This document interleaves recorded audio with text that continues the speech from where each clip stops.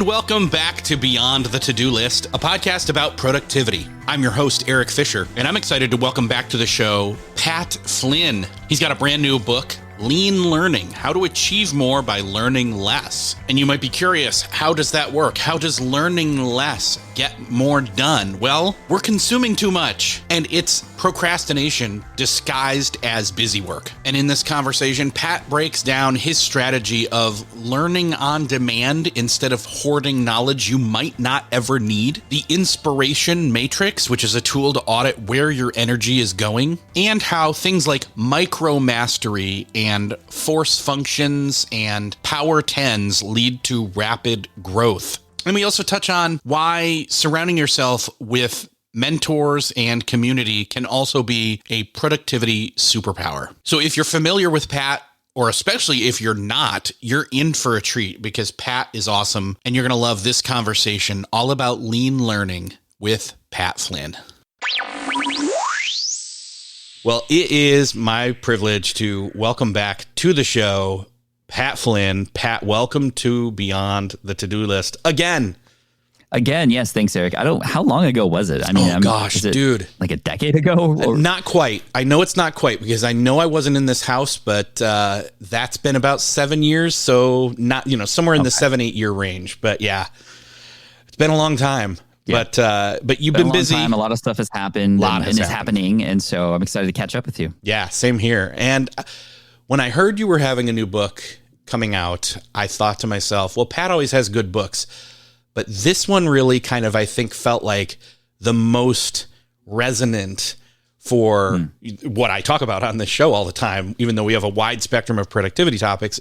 This one really fits the niche because it fits one of the biggest challenges I see, especially in productivity circles, is people are stuck in this loop of learning more. There's more content always. You know the stats of how many minutes of content is being uploaded to YouTube at any given moment. You're so much into the YouTube sphere, but they're using that to research more and prepare more, but not necessarily pull the trigger more. And I know you call this inspiration overload. Let's start there. What made you realize that for this book, Lean Learning, How to Achieve More by Learning Less, that too much learning can be a bad thing and hold us back? Yeah, I mean, I've always known this for a while. I've always had a more streamlined approach to the things that I've done. I've just never really been able to lay it out until now. It really started, I remember, I think it was 2013 or 2014. I was at an event and I was on stage and I just had this wasn't planned, but in the moment, I'd ask the audience hey, how many of you subscribe to podcasts? And the whole audience raised their hand, right? I said, okay, keep your hand up if you listen to and are subscribed to more than 2 podcasts. Everybody's hands were still up. 5 podcasts. Everybody's hands were still up. 10. Some hands went down. 20. Half the room in this room of thousands was subscribed to 20 podcasts. And I was just so surprised by that because I had once fallen into that trap as well. But I quickly realized that the more I was learning, the less time I had to actually implement what I was learning. So I had to declare essentially podcast bankruptcy, stop worrying about catching every episode of every podcast. And I started to do what I like to call just-in-time learning versus just-in-case learning. And I feel like the learning is hard to get away from because it feels good to learn. It feels like you're preparing yourself. It feels like you're making progress, even though you haven't really done anything with it yet, versus information overload and inspiration overload. And that inspiration part is kind of a new term that I've come up with because as connected as we are in social media, and of course we follow the people we want to follow, these algorithms are meant to show things to us that we didn't even know we wanted, which then pull us into these rabbit holes. And inspiration, you don't think of it as bad, but it is when it's taking your commitments away from the things that you've already said yes to. And that's where really this comes into play. And it's hard. It's psychological. It's biological, if you will. We're not evolved to consume the amount of information that's in front of us right now. We treat it like a scarce food source still. And for a while, information was a scarce source, right? That's why information was power. If you knew more, you were celebrated more. You were the top person in class. You often got the better jobs because you knew more. But think about where we are now. You have access to everything that you could ever need to know and then some. You now see tools like AI that are giving us things in ways that we had never been presented before. And so what is true value now? Is it just knowing the things? No, because we can get that in an instant. It's knowing how to apply the right things at the right time from the right resources. And that is what this book is here to tackle. Yeah, it's all about the right thing at the right time. There's a couple of different ideas that have popped into my head as you were talking. I love Marvel movies, still do to this day. One of the popular common things that, it's been in the comics for forever is this whole multiverse thing, all the different variant, is this canon or is this a variant and all that kind of stuff. And the idea there is that with every choice, it splinters off a new timeline of what if. And in fact, there's a show called What If that explores this.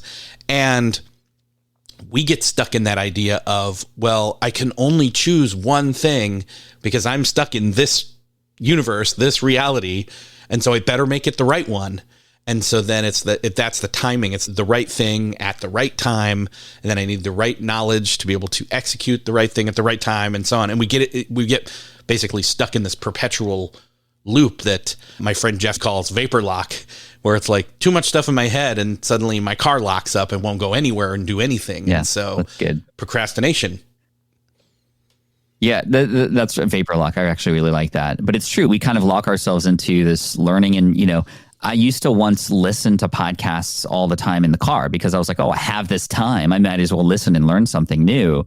But what I did find was that, again, by discovering new things all the time, I was not able to focus on what I should have been focusing on. And so part of the idea of lean learning is leaning out the things that you don't need right now, trusting that when you do need them, they will be available. I mean, you know my story of how I started my architecture business back in 2008, and it was done in a very lean learning fashion. I didn't know at the time, but this is how I approached it because I really had no choice. I had to do something. And my first inclination when starting an online business was to go to business school, right? That's what I was trained. Like, okay, I'm going to learn everything there is to know about this thing first and then take action on it, which then I was overwhelmed and I didn't have the money for business school and all this stuff. So I couldn't go down that route, thankfully. And then it was like, okay, well, I'm going to start my online business. And I started a website to help architects pass an exam. And I was told that I should write an ebook and publish a study guide and sell it online. I was like, that sounds like a great idea.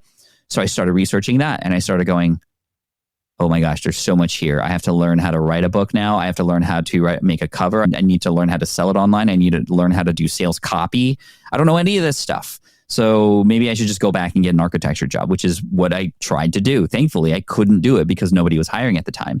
So again, I had this, at the time, an involuntary force function to figure it out. So that was number one. I had a drive to do it. So the way that I approached it was like, okay, well, if this were easy, what would it look like? Which is a question that helps us simplify a lot of our actions. I was like, okay, well, before anything, before the book cover, before the marketing, before sales copy, I need to have a book. So I'm just going to write this thing out. I'm going to open Word and just write it. And it's going to be messy. It's not going to look pretty, but I know that's my first step. So that's all I'm going to focus on. So that's all I learned about. And I did. In 3 weeks, I had a book, but it was messy. It was just one long PDF file, but I needed to make it look better. And that's when I needed the information to know how to make it look better. So I went onto YouTube and I found a resource to turn a very long singular document into a 2-column landscape document. And then I can add like spaces for people to do work in. And I was like, wow, that's cool. And I figured out how to do that in 2 hours. Then I was like, okay, I have this thing now. It looks pretty.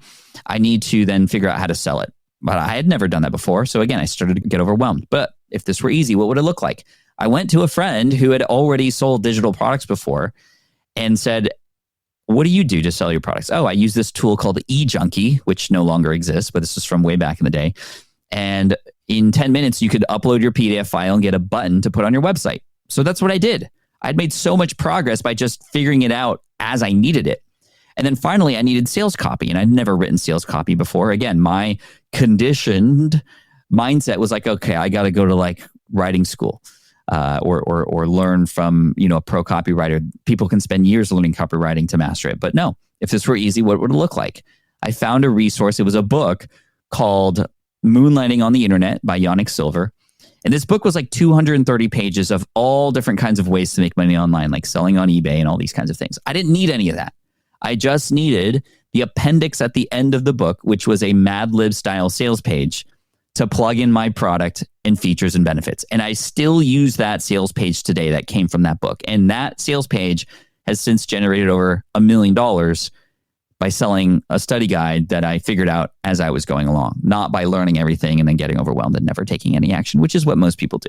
I can't believe if you're going through this, you're talking about, let's see, you're talking about like online sales, you're talking about writing an ebook and a couple other things there, and even some fringe one-off things that we could dive into. If this conversation was all about how you start an online business and all the things, like you could have a massive, exhaustive checklist, and you know this, and you've worked with people, and you've covered all these things on your podcast in various ways. You've brought in experts to niche on each of those things, so people have, when the time comes, that episode of yours to be able to go to.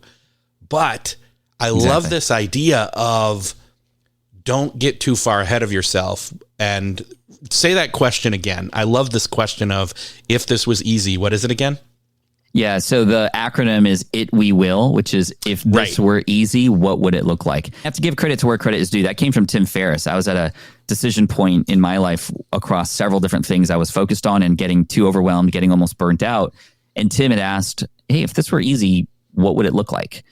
And that really brought me back down to earth, because especially those of us who are productivity freaks and entrepreneurs and curious, we believe things should be more complicated than they actually need to be. It's stripping everything down and going, okay, if I actually were to do this, what would it look like?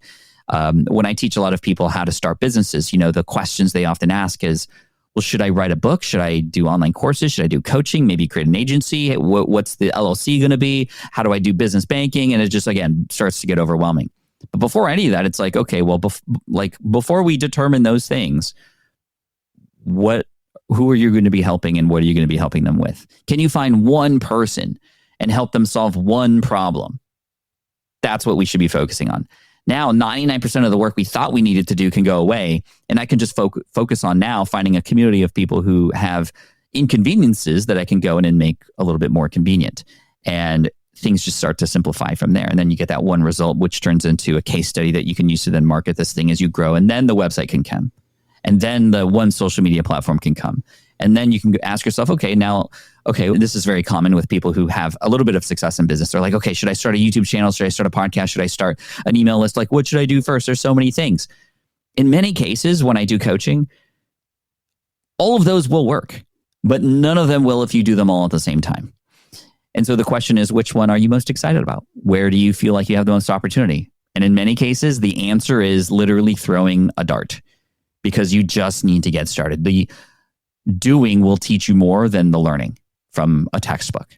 And then the fear that comes with that is like, well, I'm going to make mistakes. It's not going to be perfect. Okay, cool. Like if you're learning to become a brain surgeon, yes, like please learn everything first, because that's a little bit more, impactful. However, if you're learning how to start a business, you have to make mistakes. You have to figure out and use those mistakes not as things that derail you, but they actually put up the guardrails that you can now work in between. If you ask any good entrepreneur, they will tell you that you have to fail fast. That's how you figure it out. And it's so different than what we were grown up to believe. And for me, as somebody who's a perfectionist who grew up coming home with a 95% on my test and then asked what happened to the other 5%, it's a very hard thing to get over. But we live in a different world now.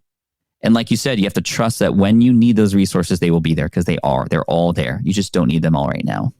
And often those resources are in the form of somebody who already has that thing figured out for their business. You and I know this. We know these people. Like I can't count on how many times it's happened. I know you can't either, because it's so many. But hey, so-and-so, you dial them up, you call them, you text them, whatever. You say, hey, website, who's your website guy? Who did this for you? Who did that for you? Who figured out your e-commerce? Who figured out, hey, I'm going to do a course, but I don't want to mess it up. Like, where do we host it? Again, I'm listing off all these different things, but it's like, you either know a person who knows, or you know a person who knows a person, and they can make an intro. Right. Or there's somebody who is very open and generous and share this information on their YouTube channel, on their podcast, just like you do here. And this is why I love how you mentioned talking about other people in and around your productivity, because one of the chapters in the book that is so important is this idea of finding your champions. in your life, the other peers and colleagues around you, the mentors that can help guide you who've already gone through that process and are going to take you under their wing, even the emotional support that can come from friends and family who don't even really understand what you're trying to do, but they're there for support. That's all so key. I wouldn't have gotten to where I am as fast or even close to where I am if it weren't for the other people that I've surrounded myself with. And I think you and I both know this. I mean, we're probably preaching in the choir too, but you can't do this alone. You can't do this alone, at least not as fast and as efficient. Definitely not. One of the things I want to go back to is you mentioned the inspiration matrix, I think. And I think that a lot of people are going to love this because they've got, like with all the different things they could do and all the different directions and say, okay, I got to do this next and then this next. Oh, but while I'm doing this, I've got to do this.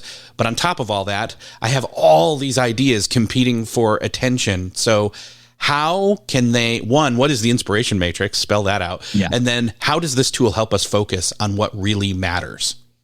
It's amazing to see what parts of the book people want to talk about on these podcasts. And the inspiration matrix is like one that comes up all the time.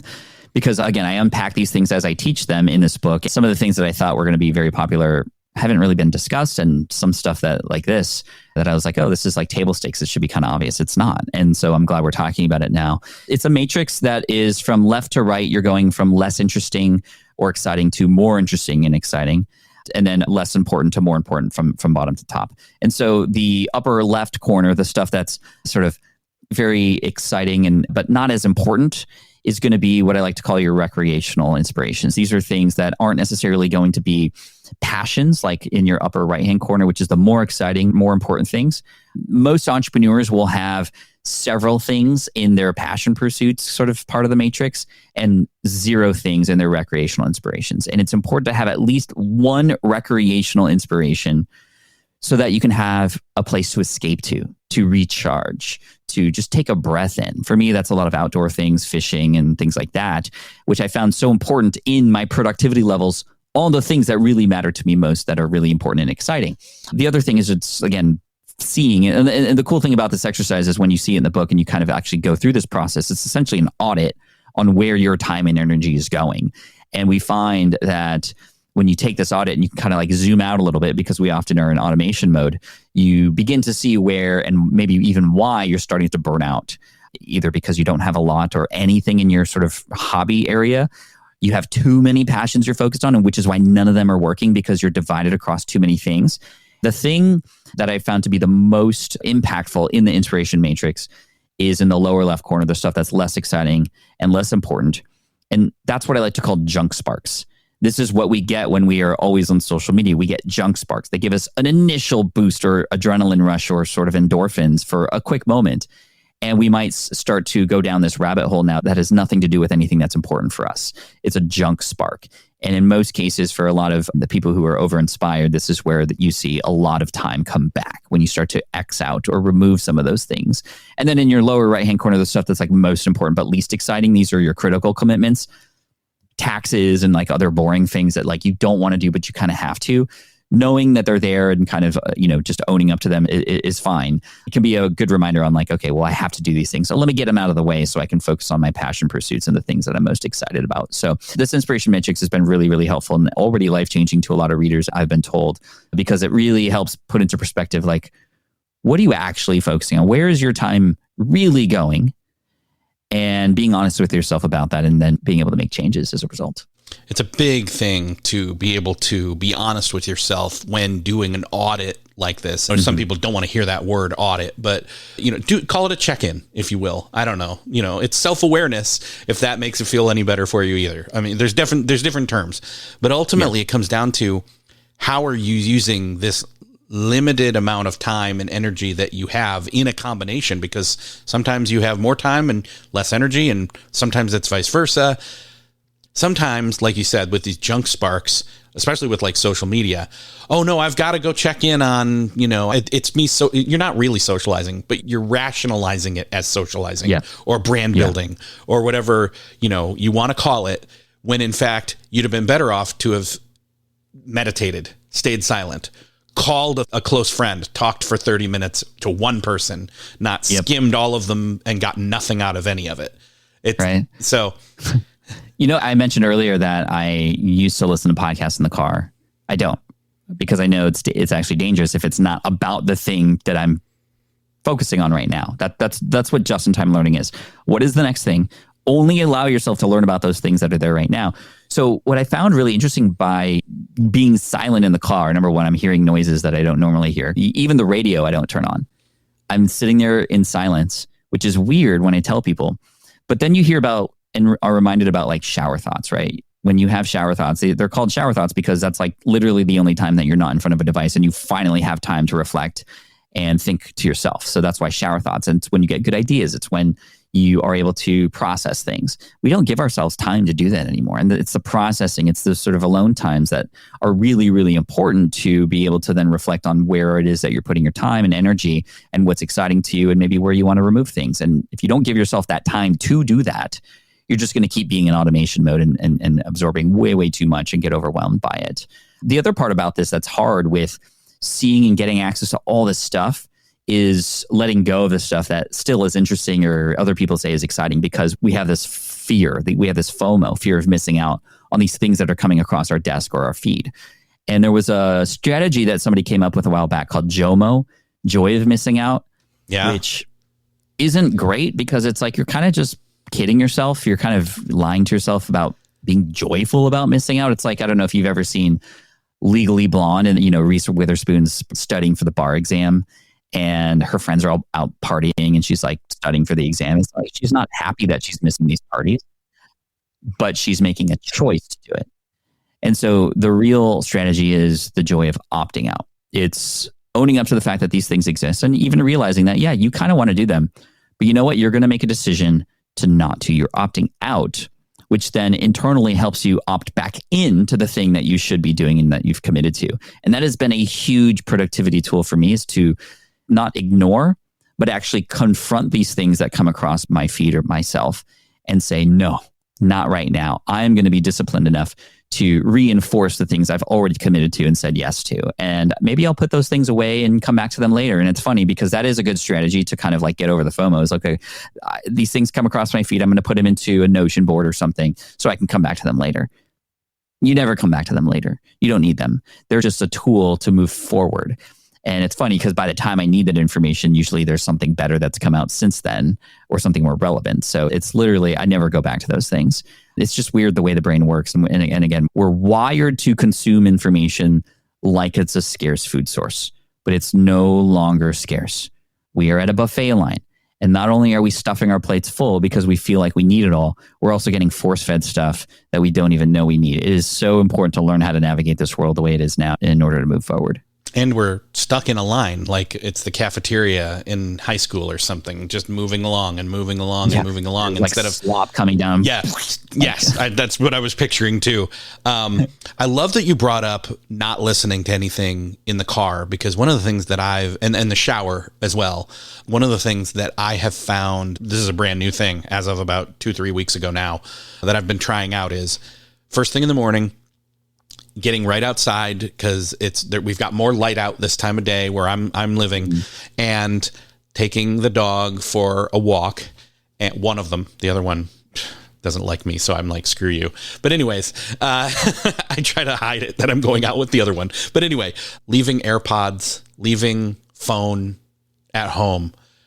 There's nothing but the sound of a breeze, if there is one, and just walking, and that's it. Yeah. It's just there's nothing coming, and I'm not trying to meditate intentionally. I'm not trying to, there's a lot of things I could still do. You could still cram things into that time productively of, I'm trying to be grateful I'm like thinking ahead on my day. I'm being grateful about my life. I'm thinking, did I have any dreams last night? None of that. Literally none of that. Just blank slate, mind is water. If something comes up, oh, cool, I hadn't thought about that. Oh, no, I've got to run home real quick and capture that genius idea for that bit. No, that's not it. It's just letting your brain breathe and be. And be, yeah.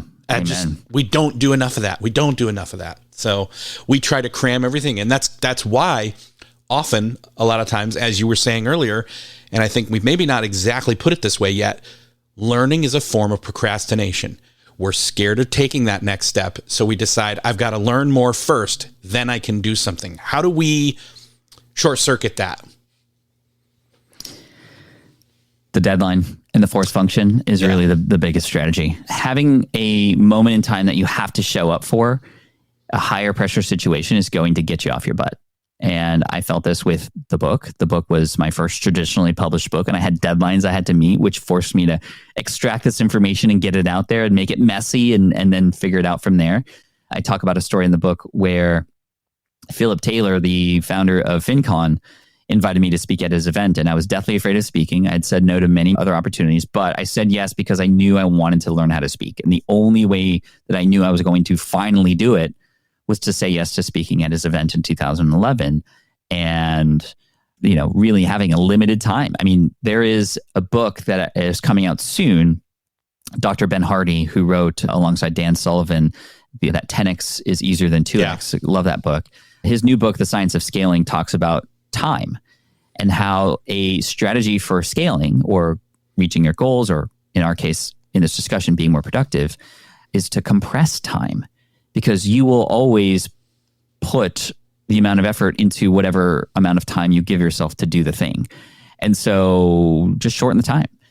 And I found this to be extremely, extremely important for a lot of productivity, as I don't give myself more time. I recently started an experiment less than a year ago on shorts and TikTok and Reels. I never really cracked that code yet, but I said, you know what? I'm going to try to go daily on these platforms, but I'm only going to give myself 30 minutes a day to edit. That's literally all I have time for. It's all I could do. And what that did is it forced me to not overlearn my way into that. It forced me to take action and not overproduce. It forced me to find the minimum viable videos that I could publish. And I said that I was going to do this for 60 days. This was the other component of time, is that, okay, I'm going to focus. I'm going to give myself 60 days to then determine whether or not I should do this further or not. And so 30 days go by on this daily experiment where I'm opening a pack of Pokémon cards every day. And it's just my hands and nobody knows it's me. And it's I don't link to it from anywhere else.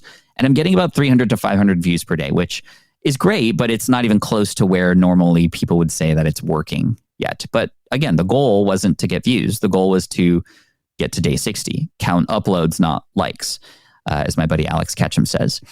And and then day 30, right? Again, normally I would probably quit by then, but some things did happen. My editing skills helped me go from 30 minutes per video down to about 12 minutes per video.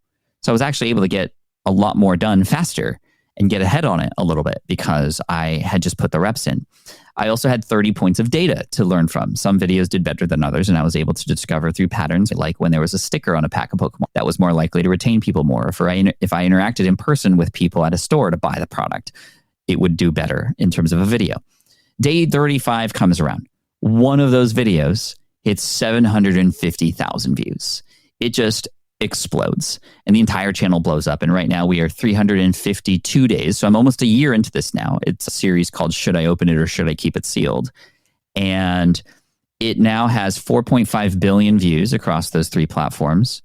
And I'm seeing 10 million views a day. This has been life-changing, this little experiment, 60 days. And even if it didn't go crazy with the views, I would have at least gained a new skill that I could apply somewhere else, learn a lot more data and be able to teach it, even though it didn't work. I learned a lot of stuff that I could then move forward with other people who are going down the same route. So anyway, that's just another example on a more recent case that's not even really mentioned in the book on applying lean learning, using time as a tool and compressing it a bit to be able to force action.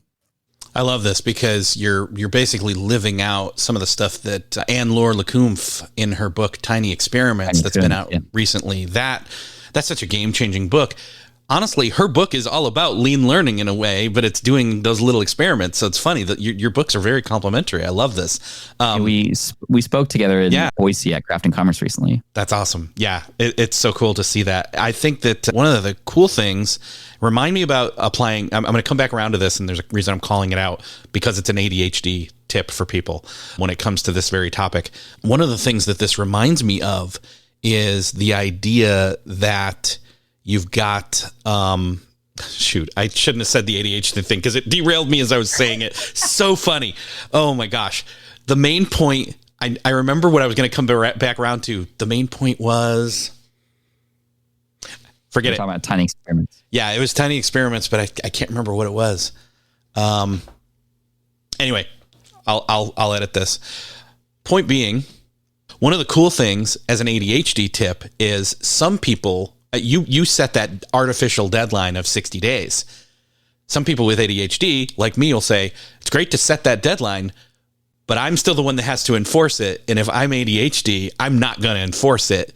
So looping in other trusted counsel and friends, mastermind members, etc., to call you out on it or help you enforce it, etc., that's where they come in. Right. The external pressures that can come with that, because you're right. I can just say, well, I'm at day 60. I'm going to make it 90. I'm going to make it one. I'll wait till a year. I can keep pushing it back. This is why when I learned how to public speak, having a deadline that I could not change was really key. I had to show up or else that was going to be bad. It reminds me also, Tim Ferriss, he used to have a show. It went for like one season. It was on Apple. Yeah. And I can't remember the name, but he would do lean learning essentially to learn things quickly. Like the first episode, he was trying to learn how to speak Tagalog, which is the Filipino language, or one of the Filipino languages, the main one. And in order to learn, he did a couple things. Number one, he had set an interview with a Filipino news station in, I don't know, a month's time, where he was going to be interviewed in Tagalog. He had an interview coming up. He had to learn, right? There was no way that was going to be changed, so that he had this external pressure and factor. He also put himself in a situation to be forced to learn because he ended up moving in with a Filipino family who only speak Tagalog. So he was able to learn the most important things more quickly as a result of that, because he was just forced to. He couldn't communicate any other way with this family. It reminds me of this other thing that I think I talked about in the book. As a fisherman, I really wanted to learn how to catch fish using a jig. A jig is a really fun lure because you can often catch bigger fish. It's just a little harder to use and it takes some skill. And so every time before that I would use a jig, I would fish with it. 15 minutes, 20 minutes would go by. I wouldn't get a bite. I would start to use confirmation bias to basically say, see, it's not right for me. I'm never going to learn how to fish with a jig. So I'd put it away and then I'd fish with my trusty drop shot rig and I'd catch a fish and I'd be like, see, it's me. I'm not meant to do jig fishing. I'm just going to go with what's already working. But I really wanted to learn how to fish with a jig because it's the coolest strike. You can kind of like the way the fish bites. It's like the most fun. So what I did to learn was I went out on a boat one day and I brought no other baits other than a jig. There was literally no choice. And so same thing. I fish 15, 20 minutes go by. My head goes, see, I'm not cut out for this. I'm not good at it. Well, I have to keep going because I'm not going to go home. I can only fish a jig. Several hours go by, still don't get anything. Finally, I get a bite. I finally put in enough reps to finally do something, whatever it was, the presentation or cast in the right area, to finally get a bite. I didn't get the fish, but it gave me so much confidence that like, wow, this thing actually does work. I'm starting to see progress. By the end of the day, I ended up catching 2 fish on a jig. And now when I go fishing, it's what I start with. I love jig fishing. People come to me now in the fishing space in my local community asking me for tips because I forced myself to only learn in that way. That's amazing. That's a great living out of that. By the way, Tim Ferriss's TV show was called, ironically, The Tim Ferriss Experiment.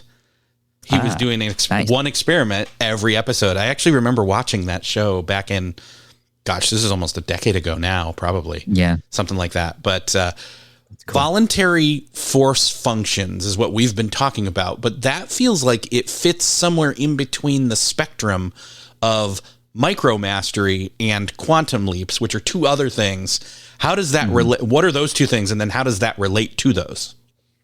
Yeah, micromastery is one of my favorite ways to accelerate learning. So after you start to get going, after you start to know what it is that you want to get really good at, mastery for many people is, okay, just let me do the thing 100 times and then I'll just naturally get better, which you will. I mean, you and I, we started out as podcasters. We were both terrible at first. I was absolutely abysmal, but we kept going and we got better. And now we're good at storytelling and holding a conversation, asking the right questions, just simply because we kept going. However, you can accelerate things even more by micro-mastering, which means picking one little component of the thing that you're doing and hyper-focusing on learning everything you can about that. This reminds me of a friend of mine. He's an ultra-marathon runner, I remember calling him up one day and I was like, hey, what are you up to? And he's like, oh, I got a film crew over at my house to help me with my running. I'm like, you have a film crew over? Like, what are they doing? He runs like 30, 40 miles a day. It's like stupid. I don't know how people do that. But he competes and all these things. So he wanted to get really, really good and master this. So he had a film crew, had a specialized slow-mo camera to zoom in on his feet as they hit the ground. And what he was doing was he was studying the sort of angle of attack of his feet and the way the shoes, I don't even know. It was like way too much beyond my comprehension. But by focusing on that for a couple of weeks and getting the data for just that little thing alone, I mean, imagine the impact that just a little tiny fraction of an improvement can make over 1 million steps, right? Like such huge improvements by just one little micro improvement. For me, like when learning how to speak better, I would do things like, okay, well, I'm going to, like, there's a lot of things about speaking, right? There's the story you're saying, the voice you use, where you are on stage, the slides. I mean, there's a million things. So I would go into every new presentation with one hyper focus that I would want to master. For example, I remember going into a presentation and thinking, okay, what am I going to do with my hands this time? I want to know what I should do with my hands because I've always had this question and I always kind of just like do whatever. So for the next talk that I have in a month, I'm just going to study hands. So I would watch TED Talks, but I would look at their hands. I would go to a coach and say, hey, Mike Pacquiao, what do I do with my hands when I speak? Can you give me some advice? I would just internalize all of it and then apply it. And then it would be sort of baked into me now. And then I can move on and stack the next thing and stack the next thing and stack the next thing. And this is how I've become a world-class speaker. And I've earned over $1 million in speaking fees since 2011, back when I was deathly afraid of doing it. It wasn't by just doing it nonchalant. It was doing it with purpose and conviction. Just like how an orchestra conductor, if they want to have a song be performed in its highest level, they don't just play the song 1,000 times again and again. They go, hey, okay, stop here. The violas, can you play this section between bars 12 and 16? And they just do that part. Okay, let's go one by one. Jenny, you go. Okay, let's nail that run on that first bar. Keep doing that little tiny run. Do it. Okay, you got it. Now, Jimmy, you do it. And this is like the micro mastery. You are the conductor of your own life. And that's the way you want to approach learning. Quantum leaps are almost on the opposite side, where instead of small micro improvements that over time lead to big ones, in some cases, the ceiling must be broken by taking a bold or big action. The story I talk about in the book was when Nathan Barry was divided across so many different businesses and he was starting his ConvertKit company, which is now known as an email service provider.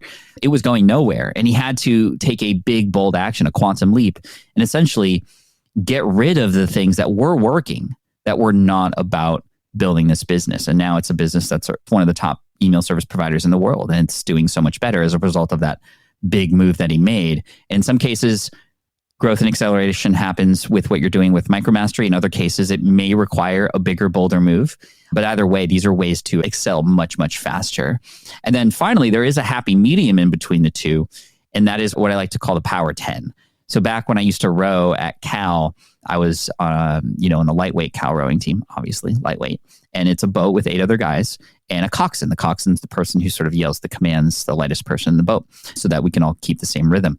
And when you're in a race, it's really interesting because you're just rowing. It's like row as hard as you can. But if you row at full strength the entire time, you're going to die, basically. And it's just like sprinting in a marathon. You're going to use it all. But you are competing, so you need to pull ahead when you want to. And so as we coast through life, like how these rowers are rowing, every once in a while, you have to implement a Power 10, which is a momentary surge of additional energy for a limited period of time to just get yourself further ahead. So on a boat, a coxswain will say like, okay, guys, Power 10 coming in 3, 2, 1, go. And then 10 strokes and 10 strokes only. The rowers will row as hard as they can for 10 strokes. Knowing that there's an end means that you can put additional energy right now to speed through that water. And that's how you see boats pull ahead, is they implement these Power 10s. The fun part is then the boat next to you will do a Power 10. And it's like you got to gauge, and it's just like really psychological at that point. But for example, as a podcaster, if you're a podcaster and you're publishing every single week, great. You're in this rhythm. You have this stroke.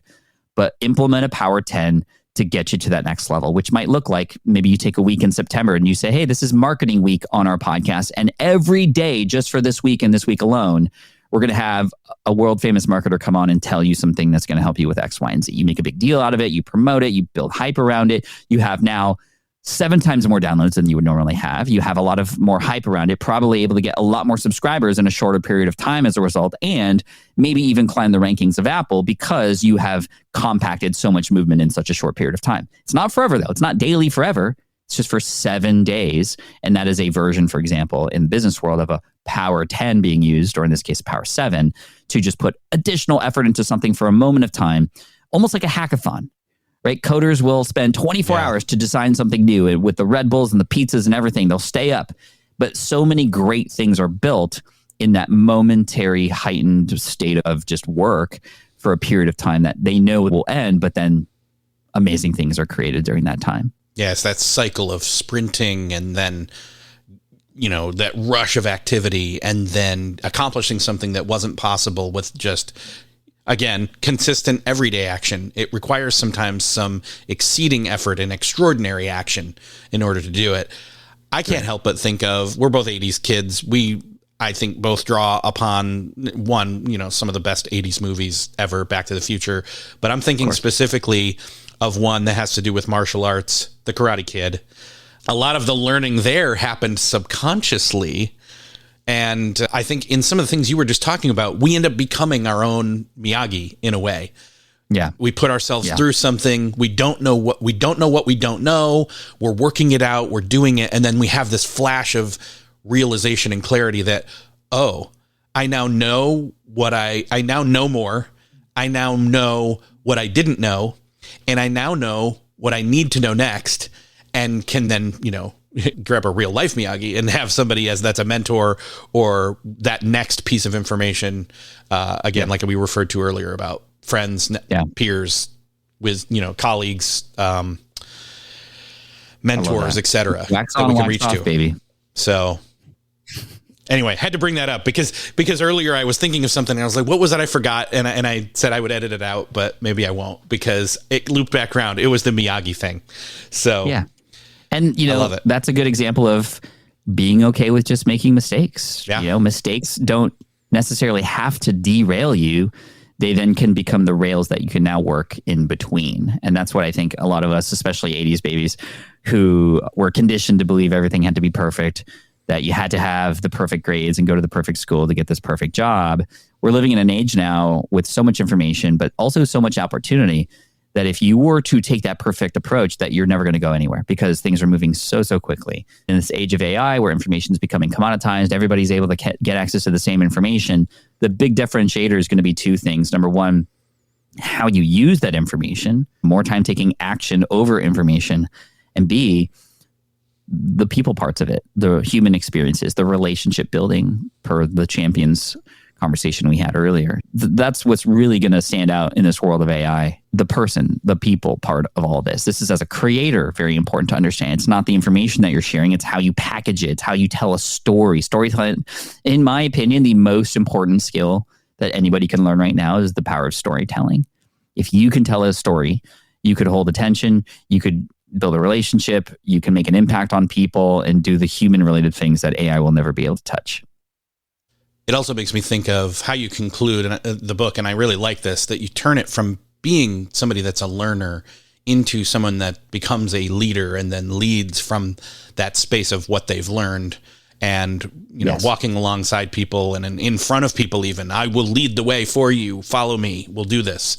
Right, right. Which it reinforces the things that you've learned. I mean, by teaching lean learning, I learned more about how my brain works and how I've processed all of this. It was this was a moment that I experienced after the book, but I was speaking with somebody about, they live in Hawaii and they were taking ukulele lessons.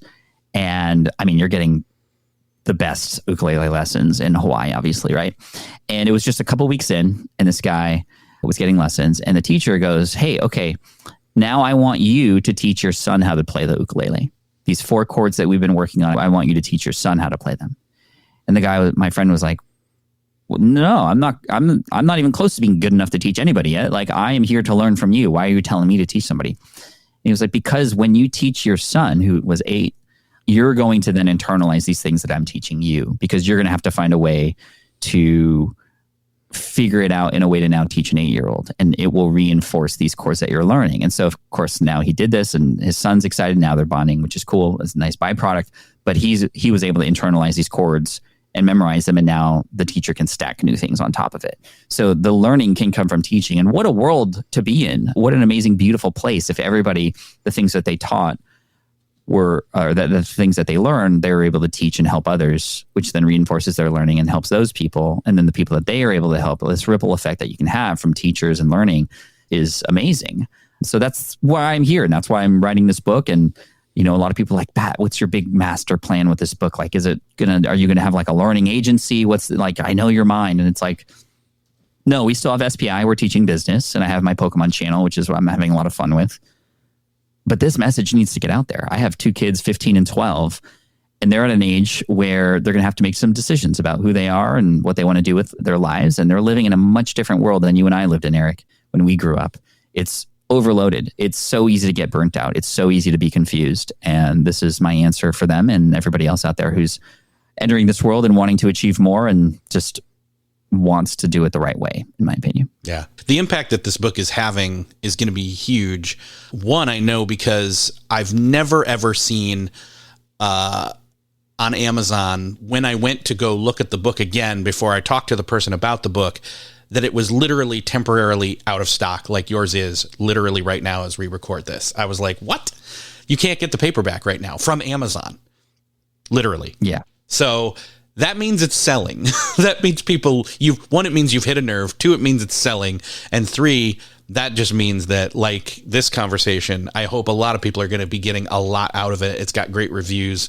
And again, bestseller on USA Today and New York Times. So wild. Pat, it's great to reconnect with you again. Let's have you back on again sooner rather than later, first off. And let's point people to not 7 years from now. Yes. Let's say 5. No, I'm kidding. Like sometime in the next year, even. But where can people go to find out all the stuff that you've got going on? Podcast, SBI, even the Pokémon stuff, as my son would hate if I didn't mention. Yeah. So, I mean, there's a lot going on. We even have like an invention called the Switch Pod. I do a lot of things and they're mentioned in the book, but they were all done with lean learning in mind.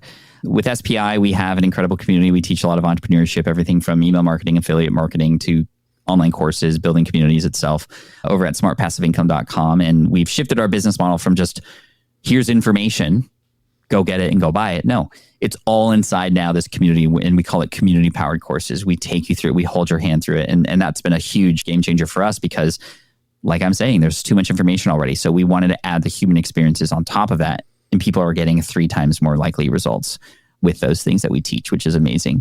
So that's at smartpassiveincome.com. Deep Pocket Monster on YouTube is probably the best place to go for the Pokemon stuff. These are long form videos and challenges where I try to complete sets. And it's not even about the cards. It's about the people and the community. And a lot of people who do follow the channel don't even know anything about Pokemon. So I highly recommend you check it out. Some good storytelling there. And that's a great playground for me to learn how to tell better story too. And you'll see some elements in there that should hopefully capture your attention and maybe you can even learn from as well. And then finally, Lean Learning, of course, on Amazon or anywhere books are sold. It's even available on Barnes & Noble and stuff. I still get pictures from fans every once in a while that they're finding it at the stores. And it was even at Target and Walmart for a moment in time as well. So pretty cool. First traditionally published book. Eric, thank you so much for letting me talk about it and promote it here. I hope everybody enjoys it and picks it up and learns the thing that they need to know to learn how to learn more efficiently and speed run their skill acquisition. Yeah. Awesome. Again, congrats again on all the success with the book, even just out of the gate. But again, I know this is just the beginning for the book specifically and, all the ongoing continued success. I am so glad to see you out there doing that, leading the way. So Pat, thank you so much for being here. Thank you, Eric. This was amazing. Appreciate you.